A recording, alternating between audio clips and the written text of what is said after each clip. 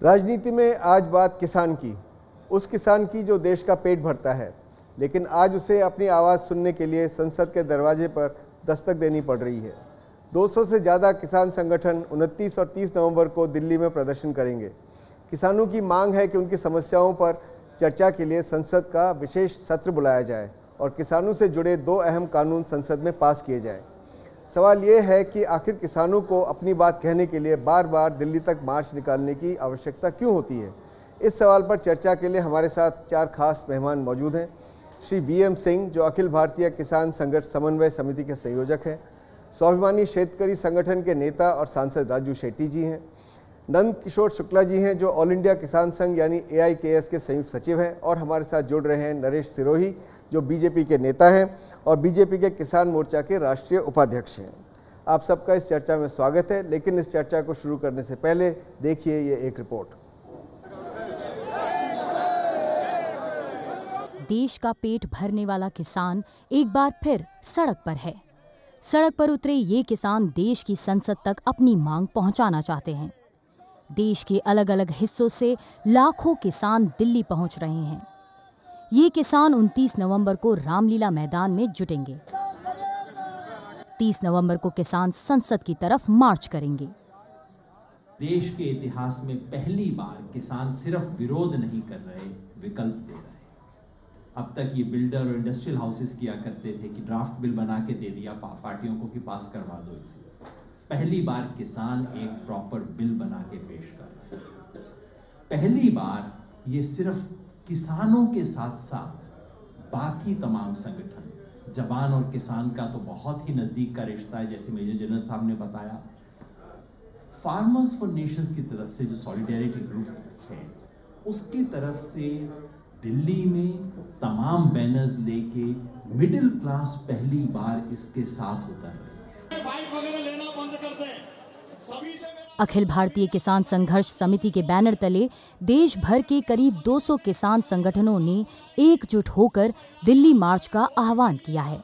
इन किसान संगठनों की मांग है कि किसानों की समस्याओं पर चर्चा के लिए संसद का विशेष सत्र बुलाया जाए, किसानों की कर्ज माफी के लिए कानून बनाया जाए और किसानों को लागत का 1.5 गुना दाम देने के लिए कानून बनाया जाए। लास्ट टाइम हमने देख लिया, जब नो कॉन्फिडेंस के लिए आपके पास समय नहीं है, हमारे बिल्स की चर्चा के लिए समय होगा आपके पास प्राइवेट मेंबर बिल्स के लिए? नहीं। हमारा कहना है, अगर आपने कहा था प्रधानमंत्री जी कि हमने कर्जा माफ कर दिया, बिल हम लेके आए हैं, जैसे योगेंद्र जी ने कहा, आप नहीं लाए, हम बिल के लेके आए हैं, इसको पास करने का काम करो। अगर आपने कहा था 1.5 गुना लागत का दाम मैंने दे दिया, अगर आप सच बोल रहे हैं तो इसको पास करो। फिर पास क्यों नहीं कर रहे आप? इसलिए GST के लिए अगर आप ला सकते हो तो इसके लिए स्पेशल सेशन लेके आइए आप। किसान संगठनों का दावा है कि 21 पार्टियां उनकी मांगों का समर्थन कर रही हैं। ऐसे में सवाल ये है कि क्या किसानों के मुद्दों पर संसद का विशेष सत्र नहीं बुलाया जाना चाहिए? और बड़ा सवाल ये है कि क्या मोदी सरकार किसानों की आवाज नहीं सुन रही है? Bureau report. सिंह साहब, मैं आपसे शुरू करना चाहता हूं। आपकी संस्था ऑल इंडिया किसान संघर्ष समन्वय समिति, जो कल और परसों होने वाले किसान मुक्ति मोर्चा का आयोजन कर रही है, ये संस्था कब बनी और इसको बनाने की आवश्यकता आपको क्यों पड़ी? 6 जून 2017 को जब मंदसौर के किसान महाराष्ट्र की तर्ज के ऊपर अपना हक मांग रहे थे, तो उनको गोलियों से भून दिया गया, पुलिस की गोलियों से भून दिया गया। अब मैं बार बार कहता हूं, उसमें एक 17 साल का बच्चा अभिषेक पाटीदार भी था। उस समय हम लोगों ने विचार किया, राजू शेट्टी ने, हमने, अय्यकन्नू ने विचार किया कि अगर अलग अलग हम लड़ेंगे तो गोली खाएंगे। कृषि प्रधान देश में यही हो रहा है ना, उत्तम खेती थी घटिया हो गई, बच्चों को नौकरी नहीं मिल रही, कुछ करना पड़ेगा। हमने आह्वान किया तो उस समय 100 संगठन हम इकट्ठा हुए 16 जून 2017 को गांधी पीस फाउंडेशन पे, और हमने कहा इसको बनाया जाए। फिर हम मंदसौर गए, मंदसौर से पूरा महाराष्ट्र घूमे, गुजरात घूमे, प्रांत सब घूमने के बाद हम दिल्ली आए। जुलाई 2017 में हमने मीटिंग करी। फिर हमने 20 और 21 नवंबर 2017 को हमने एक किसान संसद बुलाई दिल्ली में, क्योंकि हमने कहा, घूमने के बाद देखा कि हर कहीं बेशक आपकी भाषा अलग अलग है, पीड़ा वही की वही है, हर आदमी कर्ज में डूबा हुआ है, उसको अगर बाहर निकालना है तो रास्ता निकालना पड़ेगा। तो रास्ता था कि कम से कम विधेयक ऐसे बने कि ये बाहर निकल पाए। जुमलों की राजनीति होती है, किसान इसमें भटक रहा है। तो 2 विधेयकों की बात हुई जो राजू शेट्टी ने उसमें डाले, हम सब ने बनाए। पहली बार इतिहास में किसानों ने अपने विधेयक बनाए, 21 पार्टियों ने मोहर लगाई और फिर हम लोगों ने पार्लियामेंट के थ्रू, राजू शेट्टी जी के थ्रू और के रागेश के थ्रू हमने उसमें डलवाए। और आज हम मोदी जी से कह रहे हैं, आपने कहा सबका साथ सबका विकास, कर्जा माफ होगा जी। आपने कहा 1.5 गुना लागत का दाम दूंगा। आपने वायदा किया मोदी जी, वायदा 5 साल में पूरा होता है, आपने वायदा पूरा नहीं किया। आपके जाने का समय आ रहा है, हमने कहा इसको लागू करो। हमने बिल जो है, आज बिल प्रस्तुत हो गए पार्लियामेंट में। अब हम कह रहे हैं कि जाने से पहले एक स्पेशल सेशन बुलाओ और पारित करो, वरना फिर झूठ आपका सामने आ जाएगा। जी राजू शेट्टी साहब, किसानों की यह मांग कितनी जायज़ है कि उनकी समस्याओं के निदान के लिए 3 हफ्ते का संसद का विशेष सत्र बुलाया जाए? क्या आप सोचते हैं ये सत्र मई 2019 के चुनावों से पहले होना चाहिए और हो पाएगा? जी, हमारी मांग जायज़ है और क्यों न मांगे हम। तकरीबन पूरे देश के विभिन्न राज्यों में से 25 लाख किसानों ने मांग की है कि हमारे समस्या के ऊपर चर्चा करने के लिए संसद का एक विशेष सत्र बुलाया जाए। 207 संगठनों ने मांग की है, हम बार बार मांग कर रहे हैं। और मेरा पूरे देशवासियों को एक सवाल है कि अगर एक आदमी के जिद के लिए, प्रधानमंत्री नरेंद्र मोदी जी के जिद के लिए अगर देर रात संसद बुलाई जाती है जीएसटी पास करवाने के लिए, तो क्या इस देश के 25 लाख किसान मांग करते हैं तो उनके समस्या के ऊपर चर्चा करने के लिए संसद का विशेष अधिवेशन नहीं बुलाना चाहिए? और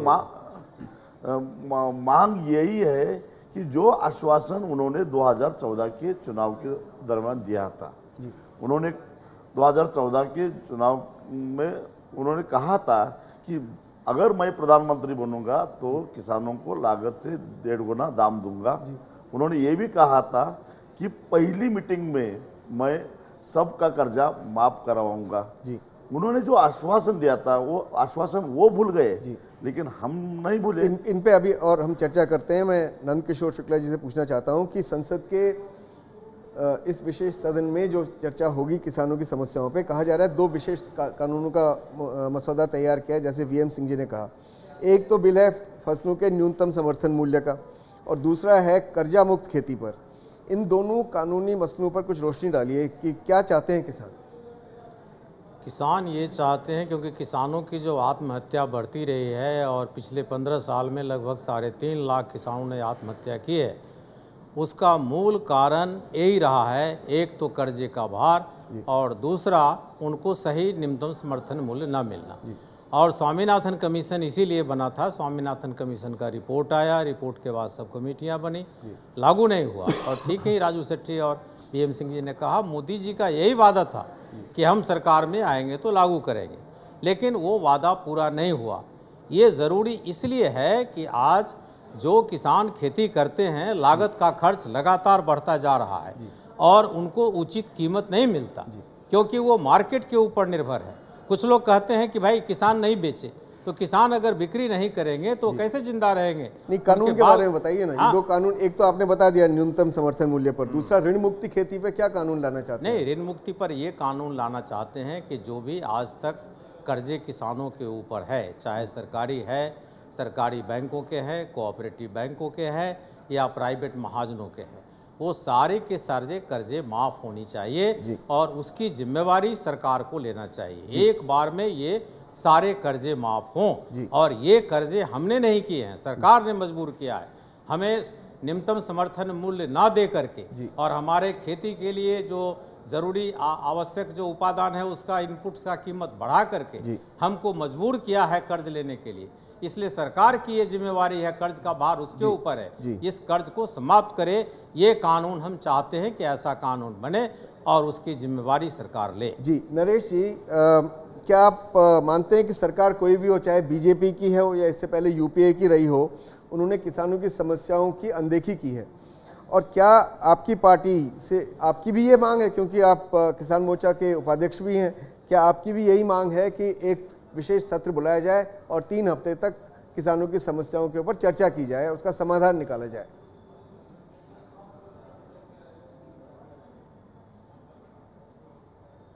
भरत जी, सबसे पहले तो मैं वीएम सिंह जी को, राजू सेठी जी को, इनको सबको जो ये आंदोलन इन्होंने हाथ में लिया है, किसान की मांग है और हम किसान मोर्चा के रहते भी किसानों की बात उठाते रहते हैं, पार्टी के अंदर भी और जब सत्ता में नहीं तो पार्टी के बाहर भी। तो अच्छा है कि किसानों की विषय को लेकर ये दिल्ली आ रहे हैं और लोकतंत्र की ये बहुत खूबसूरती है कि लोकतंत्र में अपनी बात कहने का यही एक तरीका है जी। इसमें कहीं कोई दो राय नहीं है कि किसान आज कर्जदार है। तो किसान कर्जदार है तो किसान जो सरकारी नीतियां हैं, अब से नहीं, आज़ादी के बाद से लगातार की सरकार की जो नीतियां रही हैं वो शोषणकारी रही हैं, जिसमें किसान जो कच्चा माल पैदा करने वाला है जी, उसका माल कम में खरीदना और उसको अपना जो उत्पाद है वो महंगे में बेचना, इसके कारण किसान कर्जे में है। तो ये अच्छी बात है कि ये सब किसान की आवाज़ उठ रही है जी। पर आप समर्थन करते हैं कि संसद का विशेष सत्र होना चाहिए? कर्जदार है, उसको उसकी फसलों का दाम नहीं मिल रहा। जहाँ एक मिनट नहीं, विशेष सत्र भी होना चाहिए। किसान की मांग जो है और किसान की नीतियों में आमूल चूल परिवर्तन होना चाहिए ताकि ये शोषणकारी व्यवस्था जो किसानों के लिए बनी है इसको ख़त्म किया जाए। और इस सरकार ने कुछ पहल जरूर की है जी।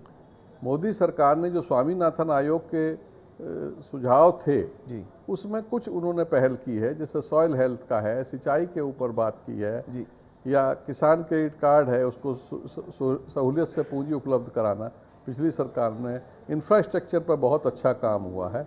इसमें कहीं कोई दो राय नहीं है कि इतना काम जितना इस सरकार ने किया है जी इंफ्रास्ट्रक्चर पे और बाकी नीतिगत उसमें, लेकिन उसका परिणाम जितना दिखाई देना चाहिए था उतना भी अभी दिखाई नहीं। मैं पूछता हूँ ना, बाकी आपके साथी इसके बारे में क्या सोचते हैं, पूछते हैं। वीएम सिंह जी कह रहे हैं, नरेश जी, कि स्वामीनाथन आयोग की रिकमेंडेशन को इन्होंने लागू कर दिया है। इस सरकार ने स्वामीनाथन कमीशन की रिपोर्ट में 5 साल में 5 बयान दिए हैं। पहले कहा कि हमने तो वायदा ही नहीं किया था, फिर कहा कि अगर इसको इम्प्लीमेंट कर देंगे तो बाजार पूरा बिगड़ जाएगा, डिस्टॉर्शन आ जाएगा मार्केट में। उसके बाद वित्त मंत्री ने कहा कि आप क्या बात कर रहे हैं, हमने तो कर ही दिया है, सबको मालूम है हमने कर दिया। और अगर कर दिया है तो फिर इतना आंदोलन क्यों हो रहा है? इसके अलावा भी कुछ और पक्ष भी है जी। मोदी जी जब आए थे 2014 में, उन्होंने वायदा किया था स्वामीनाथन C2 के हिसाब से दूंगा जी। स्वामीनाथन की रिपोर्ट की हम बात नहीं कर रहे, ये बड़ा क्लियर हो जाए। ऑल इंडिया किसान संघर्ष समन्वय समिति केवल स्वामीनाथन की एक चीज की बात कर रही है, वो है 1.5 गुना लागत का दाम, 50% लागत के दाम के ऊपर, और लागत का दाम हो C2 के हिसाब से, जिसके अंदर हमारा जो है खेती का पूरा लागत हो जी, हमारी लेबर हो, फैमिली लेबर हो, A2FL, और उसके बाद में जो हमारी ज़मीन है जी, उसका जो रेंटल वैल्यू है, कैपिटल और मशीनरी की हमारी डेप्रिसिएशन है, हम उसकी बात कर रहे हैं। मोदी जी ने फिर हल्फनामा दे दिया था 2015 में सुप्रीम कोर्ट में, या भूल गए? उन्होंने कहा नहीं हम नहीं दे सकते। जब पिछले साल लाखों किसान दिल्ली पहुंचे, उन्होंने कहा नहीं हम दे दिया, हम देंगे। अब वित्त मंत्री ने कहा हमने दे दिया। मैं एक चीज पूछता हूं आपसे, आपने दे दिया ना, हम भी वही बात कर रहे हैं, आप भी वही बात कर रहे हो, हमने जो बिल बनाया है वो भी C2 की लागत का है, तो पास क्यों नहीं कर देते भाई, अगर जुमला नहीं है तो? और दूसरी बात यह है बड़ी सीधी कि अगर स्वामीनाथन जब लागू होता है 1.5 गुना दाम हमें मिलता है। आपने कर्जा मुक्ति की शुक्ला जी से पूछा था, उसको मैं क्लियर कर दूं आपको। हम मुक्ति इसलिए कह रहे हैं, हम माफी नहीं कह रहे, हम मुक्ति कह रहे हैं, भीख नहीं मांग रहे, हम हक मांग रहे हैं। हक कैसे मांग रहे हैं हम? जब कोई भी पे कमीशन होता है, वेतन आयोग होता है, उसकी रिकमेंडेशन डेट जो होती है पीछे से मिलता है, एरियज मिलते हैं, DNS अलाउंस के एरियज मिलते हैं। स्वामीनाथन को लागू होना था 2007 में, 11 साल बाद मोदी जी आप कह रहे हैं ना जो कांग्रेस ने नहीं किया मैंने कर दिया, तो 11 साल के एरियस तो दे दो हमें कम से कम भाई जी। इतने एरियस हो जाएंगे 50% एक्स्ट्रा के, कि जितना हमने लोन लिया 4 गुना आपको एक्स्ट्रा देना पड़ेगा। इसलिए हम कह रहे हैं तुम हमें छोड़ो हम तुम्हें छोड़े, तुम हमें मुक्ति दो हम तुम्हें मुक्ति दें, मुक्ति दो। और एक चीज मैं आपसे और कहना चाहूंगा, आपने 2-3 बार कहा 21 दिन का सेशन, हमारी मांग वो नहीं है, हमारे साथियों की मांग है, नेशन फॉर फार्मर्स की मांग हो सकती है, किसी हो सकती है, ऑल इंडिया किसान संघर्ष समन्वय समिति का है। मोदी जी आपने एक सत्र में आधी रात में GST पास कर दिया, आप चाहो तो इसको भी एक सत्र में कर दो, आधी रात में कर दो।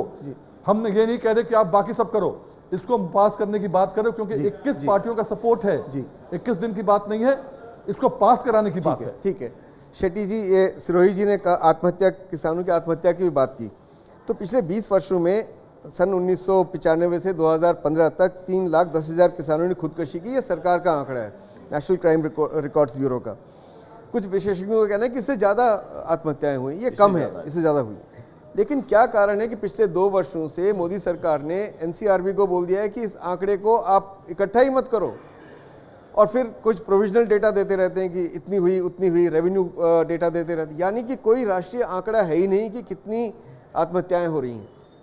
इससे भी ज़्यादा आत्महत्याएं किसानों की हो रही है, लेकिन सरकार ये जो सच है वो दबाना चाहती है।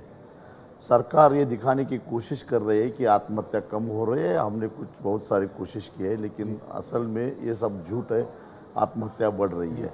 और उसका प्रमुख कारण ये कि है वो लागत से भी कम दाम में उसको अपना फसल बेचना पड़ रहा है। जो लागत है वो भी उसको वापस नहीं मिल रहा है, और सालों से ये इस तरह से घाटे का सौदा करने के बाद उसके सर पे कर्जे का बोझा बढ़ रहा है, और कर्ज उसका ब्याज इसके ऊपर वो पिस रहा है, और उसका नतीजा ये हुआ है कि उसको आराम से जिंदगी जीने के लिए उसको बहुत तकलीफ हो रही है, वो आत्महत्या कर रहा है। सिरोही जी, मैं आपके पास आना चाहता हूँ। एक तो क्या किसानों की आत्महत्याएं कम हो गई हैं, और दूसरा क्या ऋण मुक्ति किसानों की समस्या का एक स्थायी समाधान है कि नहीं है?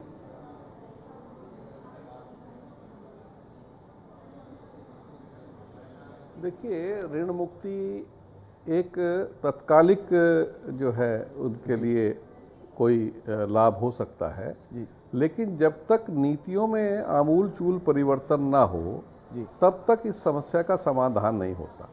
और दूसरा जो राजू शेट्टी जी या वीएम सिंह जी ने कहा है, शेट्टी जी पूछ रहे कौन करेगा समाधान, कौन करेगा उसका के विधेयक पे, ये 21 पार्टियां भी ऐसी नहीं है। नहीं, समाधान तो सरकारों को ही करना, लेकिन 21 पार्टियां जो रही हैं ना जी, ये कभी ना कभी सत्ता में रही हैं, तब इन्होंने कोई बात नहीं की।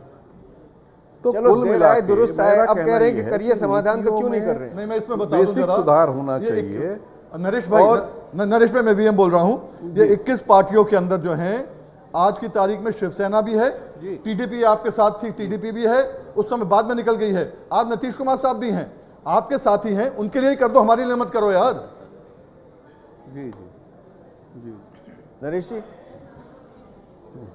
नहीं, आपके लिए भी करना चाहिए, करो, बिल्कुल, थैंक यू। चलिए शुक्ला जी, मैं आपसे पूछना चाहता हूं कि सरकार ये कैसे सुनिश्चित करे, चलिए ऋण मुक्ति भी हो गई और बाकी 1.5 गुना दाम भी मिल गया, लेकिन सरकार ये कैसे सुनिश्चित करे कि उपज का अधिकतम मुनाफा किसानों की जेब में जाए और बिचौलियों की जेब में न जाए? सरकार अगर न्यूनतम समर्थन मूल्य एवरेज जो उसमें खर्च होता है उससे 1.5 गुना देने की गारंटी करे जी, और ये कानून बनाए कि 1.5 गुना से कम जो लेगा उसको कुछ खास तरह की सज़ा मिलेगी, और सरकार खुद अपनी एजेंसी को मजबूत करे जो वो खरीदें, और बाज़ार में ये गारंटी हो, कानूनी गारंटी हो कि प्राइवेट ट्रेडर्स भी खरीद सकते हैं, लेकिन इस कीमत से कम नहीं खरीद सकते। तो ये तो गवर्नमेंट मशीनरी को ही मजबूत करना है ना, आखिर उनको निर्णय लेना है। इतनी बड़ी सरकार है, सत्ता है, अगर वो करना चाहें तो, लेकिन वो करना तो कॉरपोरेट के लिए करना चाहते हैं, उनके लिए तो मिनट में रास्ता निकाल लेते, पूंजीपतियों के लिए, लेकिन किसानों के लिए पिछले 4.5 साल में रास्ता नहीं मिला। अब जाने के समय में जैसा वीएम सिंह ने कहा कि वो कह रहे हैं कि हमने तो लागू कर दिया, स्वामीनाथन कमीशन लागू कर दिया, 1.5 गुना लागू कर दिया, जो बिल्कुल गलत बात है। ठीक है, वो चीज़ ठीक है। तो मैं ये राजू शेट्टी जी आपसे पूछना चाहता हूं कि पिछले 20 सालों में, 2 दशकों में कृषि पे सार्वजनिक खर्च यानी पब्लिक एक्सपेंडिचर लगातार कम हुआ है, और अगर बहुत सारे राज्यों में या पूरे देश में कर्ज माफ़ी हो गई तो कृषि के बुनियादी ढांचे पे जो पब्लिक एक्सपेंडिचर होना था वो कम नहीं होगा, क्योंकि उसी पैसे से तो आप बैंकों के कर्ज की भरपाई करेंगे। लेकिन आज किसान इस कगार पे आ चुका है कि वो अब कुछ नहीं कर पा रहा है।